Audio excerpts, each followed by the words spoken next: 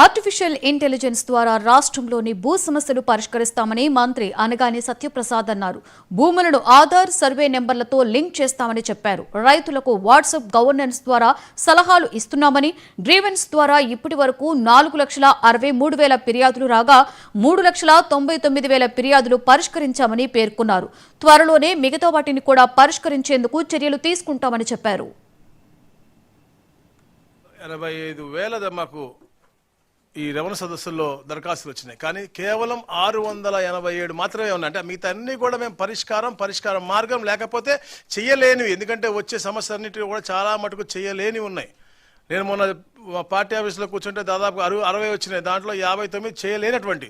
So అవి కూడా మేము వాళ్ళకి స్పీకింగ్ నోట్ ఇచ్చి ఎందుకు చేయలేకపోతున్నాం కూడా తెలిసే దిశగా కూడా మేము చేస్తా ఉన్నాం. రాబోయే రోజుల్లో కూడా భూ వివాదాలు అలాగే భూ సమస్యలు అన్నీ కూడా ఏదైతే ఆధార్ లింకు సర్వే నంబర్ లింక్తో సహా ఈ సర్వే నంబర్ నొక్కితే ఈ సర్వే నంబర్లో ఈ భూమి ఎవరిది, ఎందుకు ఉంది, లేదా ఏ వివాదం ఉంది అన్నీ కూడా వచ్చే విధంగా కూడా మేము ఆర్టిఫిషియల్ ఇంటెలిజెన్స్ అలాగే అవసరమైనటువంటి టెక్నాలజీ అంతా కూడా వాడి అందరు కూడా ఒక వే ఫార్వర్డ్ కూడా పెట్టుకుని మేము ముందుకు వెళ్తా ఉన్నాం. మరి ముఖ్యంగా అందరూ చూస్తూ ఉన్నారు ఈ ఫ్రీ హోల్డ్ గురించి. జిఓఎం దాదాపుగా చాలాసార్లు ఒక 20 గంటలు అంటే 4 మీటింగుల్లో చాలాసేపు సుదీర్ఘంగా చర్చించింది.